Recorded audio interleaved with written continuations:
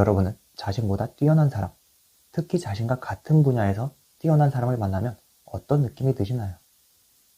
존경심이나 배우고 싶은 마음이 드는 사람도 있을 것이고, 자격지심이나 열등감에 빠져 한없이 좌절하거나 어떻게든 흠집을 찾아내서 상대를 깎아내리려는 사람도 있을 것입니다. 여기서 열등감에 빠지는 사람은 주로 자기 효능감이 낮은 사람들에 해당합니다. 그러고 보니 열등감이라는 단어 자체도 많이 부정적으로 보이네요. 하지만 열등감이라는 감정은 놀랍게도 성장을 위해 꼭 필요한 감정입니다. 진화론적으로 봐도 정말 필요 없는 감정이라면 지금까지 남아있지 않았겠죠. 인간이라는 종은 지식, 문화, 사회, 예술 등과 같이 다른 동물들이 가지지 못한 창조적인 능력들을 제외한다면 야생에서 너무나 약한 존재임으로 확인할 수 있습니다. 힘이 세지도 않고, 추위에 강하지도 않고, 심지어 빠르지도 않습니다. 하지만 다른 상위 포식자들에 비해 약하다는 열등감이라는 감정이 생겨난 후 인간은 이를 극복하기 위해 다양한 분야로 지혜를 키우게 됩니다. 그렇게 만들어낸 도구로 인간의 부족한 부분을 채우고 문자로 이를 후세에 물려주게 됩니다. 그 결과 현재 우리는 많은 것들을 누리고 살 수 있게 되었죠. 열등하다는 감정이 완벽함, 아름다움, 뛰어남 등에 대한 욕구를 만들어 예술과 종교가 탄생되기도 했습니다. 지금 우리도 마찬가지로 자신이 생각하는 경쟁자에게 뒤처지지 않기 위해 공부하고 훈련하며 자신을 발전시키고 있습니다. 우리를 성장시켜주는 동기 중 하나가 열등감이라는 감정이라니 놀랍기도 하면서 고마운 마음도 드네요. 실제로 인간 이외의 동물에게는 열등감이라는 감정이 없다고 합니다.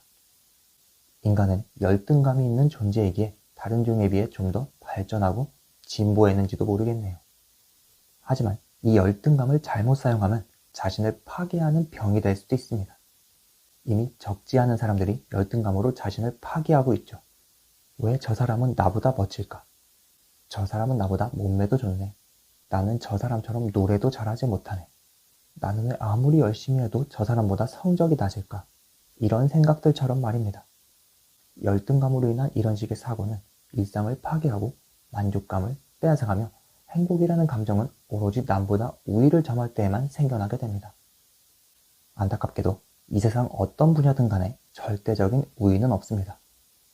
어느 분야에서든 자신보다 월등한 능력과 외모를 지닌 사람은 반드시 존재하죠. 비교로 우위를 추구하는 사람은 우월한 사람들을 보며 쉽게 열등감에 빠지고 자신이 가진 것들을 우습게 생각합니다. 더 나아가 자신을 무가치한 존재로 여기며 자신의 존재를 부정하는 단계까지 발전할 수도 있죠. 물론 비교하는 것 그 자체가 나쁜 것은 아닙니다. 그 방법이 문제가 되는 것이죠. 현대와 같은 사회에서 경쟁은 필연적인 것이지만 서열화를 위한 경쟁이 아닌 자신이 잘하는 분야나 잘할 수 있는 분야를 발견하고 발전시키기 위한 경쟁이 되어야 합니다. 즉, 경쟁의 대상이 어제의 자신이 되어야지 다른 사람이 되어서는 안 된다는 의미입니다. 여러분이 꾸는 어떠한 꿈도 우스운 꿈이 아닙니다. 여러분은 온전히 여러분입니다. 어제의 자신보다 오늘의 자신이 좀 더 발전하고 그것이 여러분을 즐겁게 한다면 여러분은 이미 행복한 삶을 살고 있는 것입니다. 과거부터 지금까지 우리와 함께하고 있는 열등감이라는 감정. 이 감정은 우리가 어떻게 사용하느냐에 따라 우리를 성장시키는 감정이 되기도 하고 우리를 파괴하는 병적인 감정이 되기도 합니다. 우리가 살아가는 소중한 삶을 좀 더 발전적인 행복으로 채우고 싶다면 이 말을 기억하세요. 비교하려면 남이 아닌 자신과 알아.